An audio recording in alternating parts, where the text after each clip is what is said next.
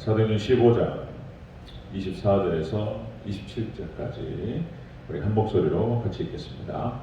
시작.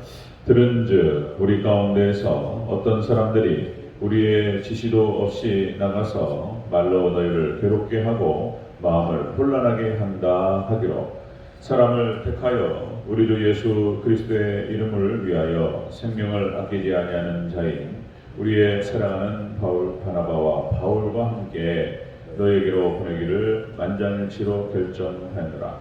그리하여 유다와 실라를 보내니 그들도 이 일을 말로 전하리라. 아멘. 인사하겠습니다. 어린 예수님, 예수님의 은혜와 평강이 넘치시기를 축원합니다. 아멘. 네, 우리 함께 읽으신 사도행전 15장 24절에서 27절 오늘 본문을 토대로 이방인 신자들에 대한 사도들의 편지 내용 제목으로 말씀드리겠습니다. 이방인 신자들에 대한 사도들의 편지 내용, 이렇게 우리 들어가도록 하겠습니다. 이방인 구원에 대해서 안디옥교회를 중심으로 해서 갈라디아 지역, 소아시아 지역에 강력하게 1차 전도 여행을 중심으로 해서 복음이 선포되었습니다. 그랬는데 많은 이방인들이 교회로 들어오는 그런 상황 가운데에서 행위구원 문제가 나왔다는 것이죠. 그래서 많은 논쟁이 있었고 예루살렘 총회에서 이제 사도들과 함께 이 문제를 다루었습니다. 그리고 여러분들 같이 말씀을 나눴듯이 이제 사도들의 대표격이었던 베드로, 그리고 예수님의 친동생인 야고보, 이게 이제 예수님의 친동생, 사도들이 예수님의 제자가 아닌데 야고보 보니까 이제 예수님의 수제자였던 베드로와 요한과 야고보, 그 야고보가 아니라 예수님의 친동생 야고보, 이 야고보는 사도행전 12장에서 순교하죠. 그리고 이제 친동생인 야고보, 사도가 아닌데 무슨 이렇게 무슨 말을 하나 이럴 수 있는데 그렇게 생각하셔야 됩니다. 그러니까 이제 예수님에 대해서 그래도 어렸을 때부터 같이 자라왔고 그리고 가장 많이 안다라고 생각하셔야 된다. 예수님의 친동생이었던 야고보가 당시 예루살렘 총회에 중요한 역할을 감당했던 지도자였다는 것이죠. 예루살렘 총회의 의장격이었던 야고보가 이제 분명한 결정을 내리게 됩니다. 더 이상 행위 구원으로 이방인들을 괴롭게 하지 말라, 이렇게 결정을 내렸고요. 오직 구원은 예수 그리스도를 믿는 믿음으로 받는 것이다. 하나님의 은혜이고 예수님의 은혜인 것이지 우리에게서부터 나타나는 것이 아니다. 구원이라고 하는 것은 사람으로부터 나온 것이 아니고 하나님의 은혜인 것이다. 이렇게 결정을 내리게 됩니다. 그리고 여기서 이제 한 가지 덧붙여서 이제 그러니까 이방인들의 악한 풍습들, 이것들에 대해서 이것을 버릴 것을 추가적인 지침으로 내리게 됩니다. 이제 건더기의 문제였다는 말씀을 드렸죠. 건더기의 문제. 자, 이렇게 해서 예루살렘 총회의 이 같은 결정 사항에 대해서 이방인 신자들에게 전할 수 있도록 바나바와 바울을 보냈고요. 그리고 덧붙여서 여기 이제 유다와 실라를 두 증인으로 보내게 됩니다. 바나바와 바울뿐만 아니라 이 두 사람이 필요했어요. 왜냐하면 바나바와 바울의 이 사역과 그리고 이 가르침이 사도들의 이게 결정이고 그리고 이게 중요한 것이다, 이게 맞는 것이다라고 하는 것을 확실하게 증거하는 그런 역할을 하는 것이었습니다. 자, 이렇게 해서 예루살렘 총회의 결정상 이 공인을 전하게 되는 것을 볼 수가 있습니다. 자, 이방인 신자들에 대한 사도들의 편지 내용 같이 한번 잘 살펴보도록 하겠습니다. 두 번에 나누어서 보도록 하겠습니다. 자, 첫 번째로, 자, 어떤 자들이 사도의 지시 없이 너희를 괴롭혔다, 이렇게 얘기하죠. 24절을 다시 한번 읽겠습니다. 시작. 들은즉 우리 가운데에서 어떤 사람들이 우리의 지시도 없이 나가서 말로 너희를 괴롭게 하고 마음을 하게 한다 하기로. 아멘. 어떤 자들이, 그러니까 이제 당시에 유대인의 바리새파, 그러니까 유대교에 있었던 개종했던 복음을 받아들이고 교회로 들어왔던 바리새파 그리스도인들에 의해서 사도들의 지시도 없이 너희를 괴롭게 했다, 이렇게 표현하죠. 이 행위구원의 가르침은 사도들의 가르침과 무관하다라고 하는 사실을 밝히는 것입니다. 여기 괴롭히다 이 뜻이 뭐냐면은 선동하고 당황하게 하다 이런 뜻입니다. 괴롭게 하다 그런 뜻이 되겠습니다. 그래서 바르지 못한 가르침, 진리에서 벗어난 가르침, 이제 교회에서 가끔 일어날 수가 있습니다. 이것들이 바르지 못한 가르침, 진리에서 벗어났습니다. 그래서 교회를 이것들이 혼란스럽게 하고 성도들을 괴롭게 한다 이런 표현이 되는 것이죠. 자, 그래서 지금 우리 한국 교회 지금 최근 들어서 가장 교회를 어지럽혔고 힘들게 했던 이단이 신천지였죠. 신천지 관련해서 이렇게 이제 자료도 보고 그리고 또 이제 영상 찍은 것들 그러니까 한번 어디죠? 그 이단 대책위원회에서 어제 찍었던 그 신천지 사람들 와가지고 인터뷰하고 이제 그 사람들을 이렇게 개종시키는 과정에서 이제 찍혔던 그런 것들 쫙 한번 본 적이 있었습니다. 한번 신천지에 빠지니까 너무 좋은 거예요. 거기가 어떻게 저럴 수 있을까 싶을 정도로. 그러니까 이단 사상에 한번 빠지니까 이게 아무리 얘기해도 이게 말씀이 들리질 않습니다. 한번 이게 딱 눈이 가려지니까 판단이 안 돼요. 그래서 너무 안타깝고 이제 결국은 이단에 빠진 사람들은 결국은 이제 말씀으로 교리로 이제 이렇게 끄집어냅니다. 구원파도 마찬가지고 이렇게 해서 교회에 들어와서 성도들을 혼란스럽게 하고 괴롭게 했던 그런 이단들이 있죠. 그래서 많은 이단들이 있죠. 우리 한국에도 여호와 증인도 그렇고 안산홍 증인회, GMS 정명서, 하나님의 교회, 정길자 여러 이단들이 있었습니다. 이런 이단들이 나타나서 교회를 괴롭혔고 성도들을 혼란스럽게 했다는 것입니다. 자, 디모데후서 2장 14절 이런 구절이 있습니다. 너는 이 일을 기억하게 하여 말다툼으로 하지 말고 하나님 앞에서 엄히 명하라. 자, 이는 유익이 하나도 없고 도리어 듣는 자들을 망하게 합니다.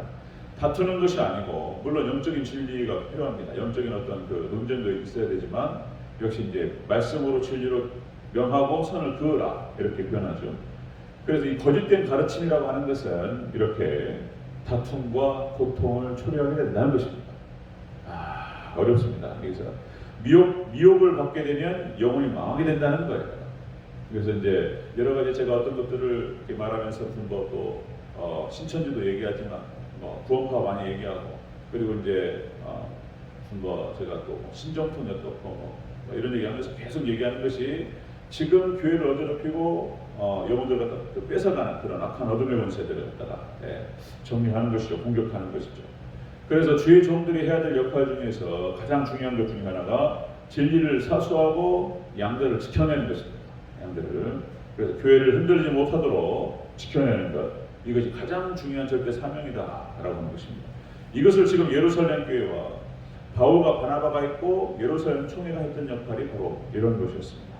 자, 이방인 신자들에 대한 사도들의 편지 내용은 그런 것이었다. 행위 구원의 가르침은 사도들의 가르침과 무관하다. 이걸 딱 선을 긋는 거예요. 자, 두 번째는 보겠습니다. 자, 이방인 신자들에 대한 사도들의 편지 내용 두 번째, 바울과 바나바가 예수님의 이름을 위해서 생명도 아끼지 않았다. 이렇게 공증합니다. 자, 우리 25절, 26절 펼치겠습니다.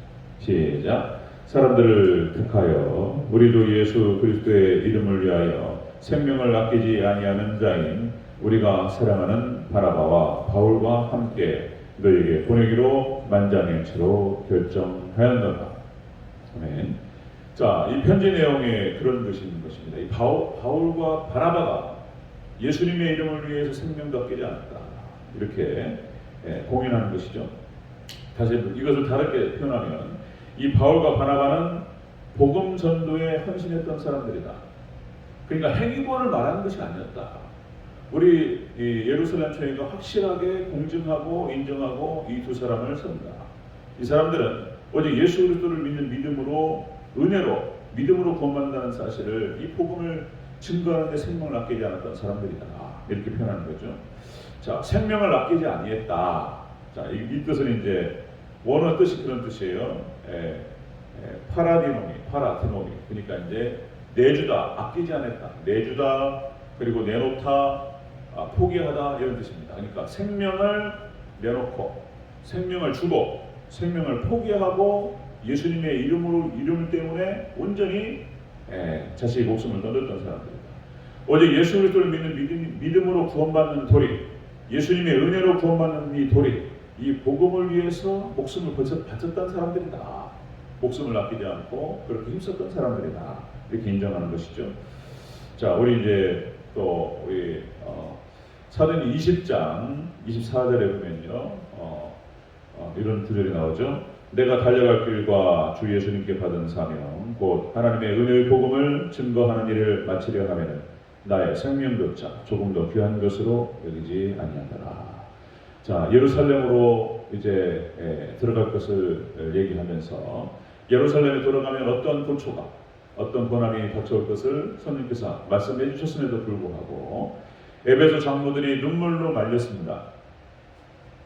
가지 마시라고. 거기 가면 어떤 고초가 당할 것을 하나님께서 말씀하셨고 가지 마시라고. 에베소 장로들이 울면서 그렇게 말렸음에도 불구하고 이제 그렇게 표현했던 것입니다. 내가 달려갈 길과 주 예수님께 받은 사명, 꼭 하나님의 은혜의 복음을 증거하는 일을 마치려 하면은 나의 생명도 조금 더 귀한 것으로 여기지 않는다. 예루살렘 가서 이제 사도 바울이 붙잡히게 되고 로마로 압송되죠. 그래서 순교하는 그런 과정을 거치게 되는데, 이렇게 바울과 바나바는 돌에 맞고 모든 고초를 통하고 자기 생명을 내놓고 복음을 증거했던 사람들이었다는 것입니다. 이것을 12사도가 그렇게 공정했던 것이죠. 이방인 신자들에 대한 사도들의 편지 내용은 그런 것이었습니다. 행위구원의 가르침은 사도들의 가르침과 무관하다. 그리고 이 바울과 바나바는 오직 복음을 위해서 생명을 바쳤던 사람들이다. 이렇게 확실하게 인정을 했습니다. 두 사람을 세우는 거예요. 자, 여기에서 한 걸음 더 나아가는 거예요. 그래서 자, 이방인 신자들의 사도들의 편지 내용 세 번째입니다. 유다와 실라를 보내 이 일을 전한다. 이렇게 표현하고 있습니다. 27절을 같이 읽겠습니다. 시작. 그리하여 유다와 실라를 보내니 그들도 이 일을 말로 전하리라. 아멘.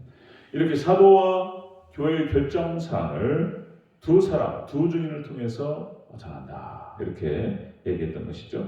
이 보낸다라고 하는 뜻은 파송하다, 그리고 전달하다, 그런 뜻입니다. 예수님께서 이런 표현이 나와요. 요한복음 20장 21절. 아버지께서 나를 보내신 것처럼 나도 너희를 보내노라. 하나님께서 예수님을 보내셨다는 것이다. 그래서 예수님께서 제자 12를 세우시고 그들을 이 땅에 보낸다라고 표현하고 있습니다. 그런 것처럼 예수님께서 사도들을 보내셨던 것처럼 사도들도 유다와 실라를 따로 정하여서 메시지를 그에게 주고 그들을 안디옥 교회 그리고 이방인 교회에 보냈던 것입니다. 자, 이렇게 사도들이 예수님의 대사였고 사자였던 것처럼 이렇게 유다와 실라를 보내서 이 중요한 얘기를 이방인 교회, 이방인 신자들에게 전달하라. 그렇게 두 사람을 보내게 됩니다. 이제 우리가 내일 살펴보게 될 이 이야기 속에 유다와 실라가 이 사명을 잘 감당하고 이 진리를 잘 증거하는 것을 볼 수가 있습니다. 자, 이렇게 예루살렘 총회 그 사도들은 행위구원의 가르침이 사도와 교회의 가르침과는 무관하다는 사실, 그리고 바울과 바나바는 오직 예수 그리스도를 믿는 믿음으로 구원받는다. 그리고 은혜로 구원받는 이 사실을 증거하기 위해서 목숨을 바쳤던 그런 사람들이라는 사실. 그리고 이제 마지막으로 이제 두 증인 유다와 실라를 통해서 이것을 확실하게 전하는 모습을 볼 수가 있습니다. 이런 과정을 통해서 진리를 바로 세우고자 했던 것입니다. 진리가 흔들리면 영혼들이 괴롭고 성도들이 흔들리기 시작하고 교회는 흔들리기 시작합니다. 그래서 초대교회가 이 일을 위해서 애썼던 것이 바로 그 이유였고요. 그리고 이것이 초대교회의 모습이었고 참교회의 모습인 줄로 믿습니다. 우리 대전제일교회가 진리의 기둥이 바르게 세워지고 진리가 바르게 드러나는 그런 복된 교회가 되기를 주님으로 축원합니다. 아멘. 기도하겠습니다.